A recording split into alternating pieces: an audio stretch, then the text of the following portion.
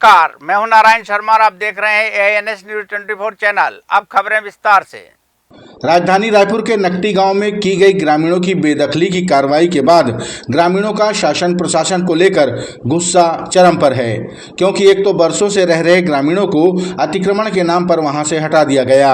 इसी बीच मुख्यमंत्री का बयान सामने आया है, जिसमें उन्होंने कहा कि ये पहली बार हुआ है जब किसी सरकार ने अतिक्रमण हटाने से पूर्व ही व्यवस्थापन की व्यवस्था की थी।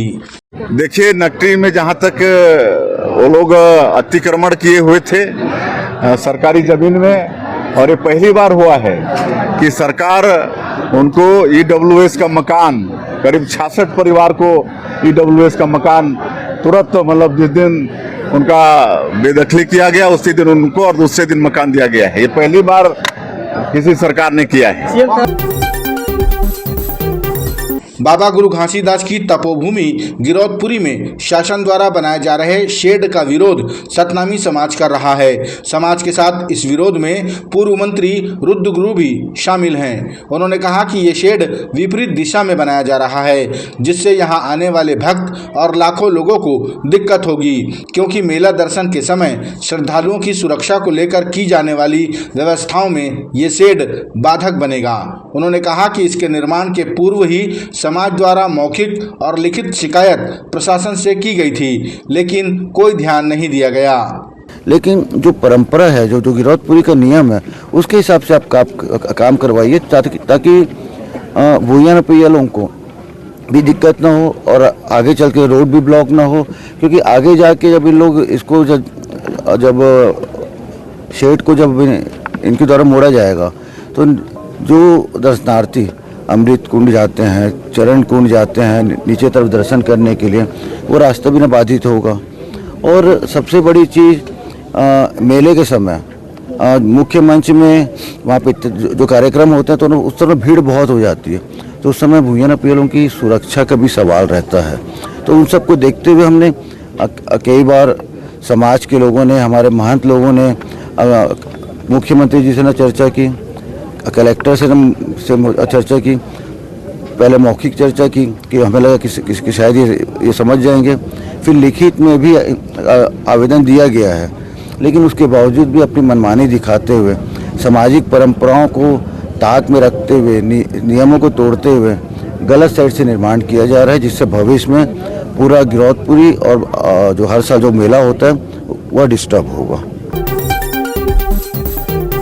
छत्तीसगढ़ के शासकीय स्कूलों में मंत्रोच्चार और प्रार्थना संबंधी शासन के आदेश को चुनौती देने वाली अब्दुल सलाम रिजवी की याचिका साक्ष्यों के अभाव में माननीय हाईकोर्ट ने खारिज कर दी। अब तब तक शासकीय स्कूलों में मंत्रोच्चार और प्रार्थना कराने का रास्ता साफ हो गया है, जब तक याचिकाकर्ता आदेश के पालन के ठोस साक्ष्य जैसे वीडियो, फोटो या अन्य दस्तावेज उपलब्ध कराते हैं। इसके बाद भविष्य में ये मामला न्यायालय की चौखट में एक बार फिर पहुंच सकता है। भारतीय संविधान के खिलाफ जो ये ऑर्डर है, जिसमें जबरदस्ती मंत्रोच्चार करना मैंडेटरी कर दिया गया है, तो वो हटाते हुए ऑब्जर्वेशन ये आया है कि जिन बच्चों को ये मंत्रोच्चार करना है वो कर सकते हैं, और जिन्हें नहीं करना है उन्हें बाध्य नहीं किया जाएगा। तो एक हमारी एक प्रकार से जीत हुई है, और खारिज इसी बेस में किया गया है। अगर फ्यूचर में इसका उल्लंघन होता है तो हम दोबारा हाईकोर्ट में जाएंगे। क्या लगता है? पूरे मामले में स्कूल शिक्षा मंत्री गजेंद्र यादव ने कहा कि विद्यालय में प्रार्थना और मंत्रोच्चार का उद्देश्य किसी धर्म विशेष का प्रचार करना नहीं, बल्कि विद्यार्थियों में एकाग्रता, आत्मविश्वास, अनुशासन और संस्कारों का विकास करना है।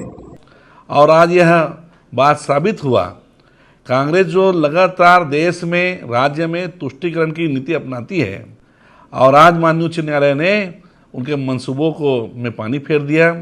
इसके लिए मैं सभी जो पालक, हमारे माता पिता, अभिभावक हैं, उनको मैं बहुत बहुत बधाई देता हूं। और माननीय विष्णुदेव साय जी के नेतृत्व में जो सुशासन चल रहा है, आने वाले समय में हम फिर से यह जो प्रार्थना, यह जो मंत्रों का उच्चारण, राष्ट्रगीत, राष्ट्रगान अनवरत चलाएंगे। यह मैं कहना चाहता हूं आप सबको पुनः बहुत बहुत बधाई। क्या आप यकीन करेंगे, राजधानी रायपुर में खुल गया है शुद्धता से परिपूर्ण, कम कीमत में अनलिमिटेड भोजन के साथ शुद्ध शाकाहारी श्री नारायण थाली। जी हाँ, यहाँ आपको मिलता है मात्र 170 रुपए में ऐसा स्वादिष्ट भोजन जिसका स्वाद आप कभी नहीं भूल पाएंगे। श्री नारायण थाली में आपको मिलती है 3 सब्जियाँ, दाल, कढ़ी, रायता, सलाद, पापड़, चावल, ढोकला, 2 प्रकार की चटनी, मीसी रोटी और गर्मा गर्म तावा रोटी, जितनी आप खा सकें। साथ में गुलाब जामुन भी। तो एक बार जरूर आइए और अपने परिवार के साथ शुद्ध भोजन का स्वाद चखिए। हमारे यहाँ जैन थाली भी उपलब्ध है। श्री नारायण थाली, शॉप नंबर 75, शुभ कदम के बाजू में, सिटी सेंटर मॉल के पास, पंडरी, रायपुर। Phone number 90094 74545। देश भर में अभी सहकारिता सप्ताह मनाया जा रहा है। इसी उपलक्ष्य में कृषि मंडपम में 2 दिवसीय सहकारी सम्मेलन आयोजित किया गया। सम्मेलन में विभिन्न सहकारी समितियों से जुड़े विशेषज्ञ अपने विचार और अनुभव साझा करेंगे, जिसमें सहकारिता क्षेत्र से जुड़े लोगों को नई नई जानकारियां और मार्गदर्शन प्राप्त होगा। 29 जून से लेकर 6 जुलाई तक और उसी तारतम्य में आज यहाँ पर कृषि मंडपम में ये 2 दिन का ये प्रदेश स्तर का सम्मेलन आयोजित है, जिसमें प्रदेश भर से सहकारिता से जुड़े हुए विभिन्न समिति के लोग यहाँ पर पधारे हुए हैं और बड़ा गरिमामय वातावरण में आज इसका शुभारंभ हुआ है। ये कल तक चलने वाला है और इसमें हमारे विभिन्न तरह के जो समिति हैं, दूध उत्पादक हैं, मत्स्य उत्पादक हैं, उनके जो विशेषज्ञ हैं वो भी आए हुए हैं। उनका अलग से सत्र चलेगा और उनका व्याख्यान सुनने को मिलेगा। तो निश्चित रूप से और भी विभिन्न क्षेत्रों में जो काम कर रहे हैं, दूध उत्पादन के क्षेत्र में, मत्स्य पालन के क्षेत्र में, वनोपज के वैल्यू एडिशन के क्षेत्र में सबको और जानकारी मिलेगी और उसमें और वो लोग ज़्यादा लाभ ले पाएंगे।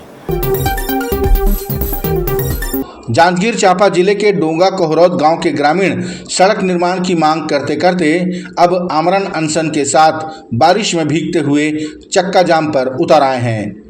ग्रामीण पिछले 5 दिनों से आमरण अनशन पर हैं। अब गांव की महिलाओं ने पामगढ़ के अंबेडकर चौक पर चक्का जाम किया, जिसमें उनके साथ छोटे छोटे बच्चे भी शामिल रहे। ग्रामीणों का कहना है कि 5 दिनों बाद भी कोई प्रशासनिक अधिकारी उनकी सुध लेने नहीं आया, तो वे चक्का जाम कर रहे हैं। राजधानी रायपुर के नकटी गांव में प्रभावित ग्रामीणों से मिलने पूर्व उप मुख्यमंत्री टी.एस. सिंहदेव भी पहुंचे। उन्होंने यहां पीड़ितों से मुलाकात की और हर संभव मदद का आश्वासन दिया। टी.एस. बाबा ने कहा कि प्रशासन ने ग्रामीणों को बिना उचित वैकल्पिक व्यवस्था के घर से बेघर किया है, जो न्याय संगत नहीं है।